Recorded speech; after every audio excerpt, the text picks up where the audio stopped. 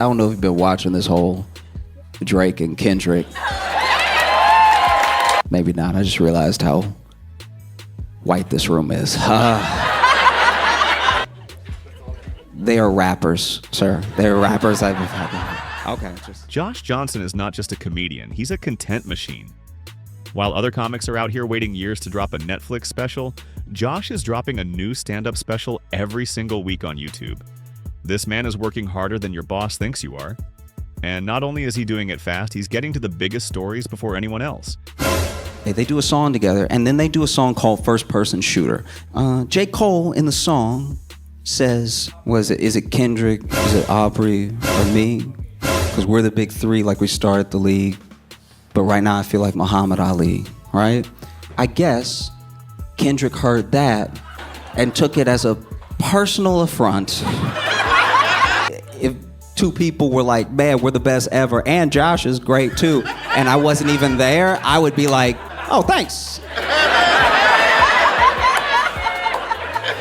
But I'm not built like Kendrick. So then Metro Boomin and Future are rappers that... Young Thug's YSL trial? He was on it. Diddy getting raided by the feds? Already had a video up before TMZ even caught their breath. And somehow he made the fact that Diddy has mystery baby oil in his house hilarious.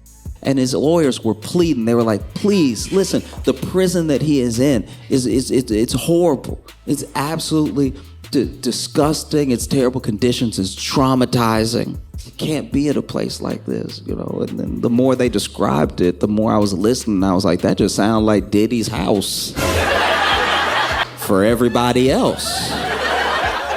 They raided his house. They found 1,000 bottles of baby oil. Let's be clear here. The 1,000 bottles alone was enough for me.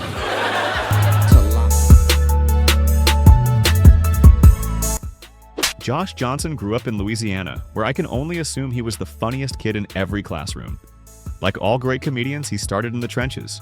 Open mics, unpaid gigs, telling jokes to drunk people who barely looked up from their wings. For a while. And I remember one day I was, sitting at the computer. Just on this particular day, I was just scrolling through all of Craigslist, and I saw that there was an ad. The ad just read, "Join the KKK."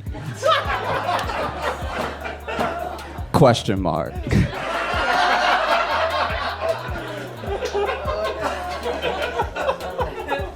And so naturally I was like, dope.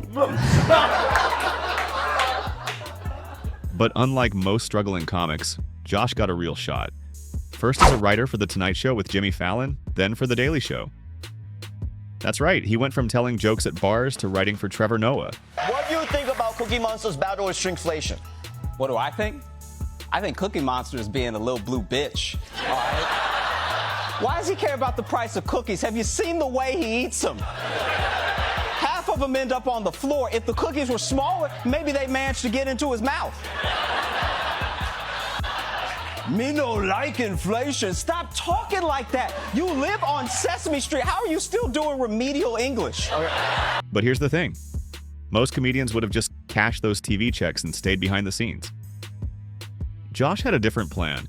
Why wait years for a special when you can drop fire every single week? At the beginning of stand-up comedy, you're not performing in luxury, venues. Wherever they feel that they can build the stage and make money is where you're going. So there was a crab fest. Most comedians take years to craft one special. That's cool, but by the time it drops, half the jokes are about things that don't even matter anymore. Imagine dropping a special in 2024 and still making jokes about Tiger King. We're over it. But Josh? Nah, he moves fast. He realized if he puts out a mini special every week, he can hit every trending topic before anyone else. When Young Thug's RICO trial started looking like a courtroom soap opera, comedians were still trying to wrap their heads around it. Meanwhile, Josh already had a video up making fun of the fact that every YSL witness is snitching like they're competing for a cash prize. And so then the prosecutor pulls up, I don't know if she pulled up it exactly, but basically references his plea deal where she goes, I have right here you answering questions definitively that I'm asking you right now.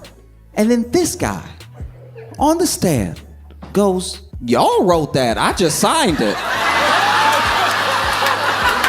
He dropped that joke while people were still watching the trial live. That's the power of dropping a weekly special. You get to roast breaking news while it's still hot. And it's like, you know, the internet especially was of two minds, because it was like people could not decide if these were like some of the dumbest people who had ever lived or legal masterminds. And speaking of moving fast, when Diddy got raided by the feds, most comedians were still thinking about how to make it funny.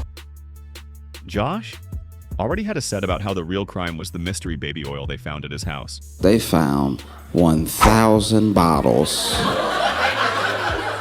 of baby oil. Let's be clear here. The 1,000 bottles alone was enough for me to lock. Bruh. The feds were searching for evidence and Josh was searching for answers. Like, what exactly was Diddy doing with all that baby oil? And why? Not like each other. And Kendrick says he hates him in the song. He says, I hate you. He said it a lot. He said, I hate you a lot. Like, he did artistically, but he was like, ooh, I hate you. Ooh. Remember when the Drake versus Kendrick beef popped off? Some comedians were like, oh, I'll put that in my next special. Meanwhile, Josh was already roasting the whole situation in real time. You keep saying that it's a 1v20, and it is. It's one of you, and it's 20 songs of me every single day until the both of us die. This is old black man hate. You got to understand. This is old. This is old. We knew each other during the civil rights movement hate that he brought to this battle. And Drake was like, guys, I thought we were rhyming. His video hit millions of views because he was first. Other comedians had to wait for their next set, but Josh, he just pressed upload. As if Meet the Grams wasn't enough, Kendrick released a song called Not Like Us, which is the catchiest way to call somebody a I've ever heard in my life. But here's the real flex. Josh isn't just doing this for fun. He's making serious money. YouTube ad revenue, TikTok bonuses, sponsors, Patreon, merch. Instead of waiting for Netflix to maybe cut him a check, Josh is cashing weekly paychecks from his own fans. This is the future of comedy. Forget waiting years for a special. Josh is making passive income off weekly jokes. So let's recap. Josh Johnson is putting out weekly specials before anyone else, making money off YouTube, TikTok, and sponsors, no middleman, getting to every trending topic before other comedians. And most importantly, he's hilarious while doing it. Josh isn't just in the game, he's changing it. The real question is, are other comedians going to keep up? So, is this the future of stand-up? Are Netflix specials officially outdated? One thing's for sure, Josh Johnson is proving that comedy doesn't need a 3-year rollout anymore. It just needs a mic, a camera, and a Wi-Fi connection. But what do you think? Is Josh changing the game, or is this just where comedy was always headed? Drop your thoughts in the comments. If you enjoyed this deep dive, hit that like button. Make sure you subscribe to Culture Vault for more dope breakdowns on the biggest names in comedy, music, and pop culture. Turn on notifications so you never miss an episode, because trust me, the internet moves fast, and so do we. Check out our other deep dives. We've got more content on your favorite comedians, rappers, and culture-shifting moments.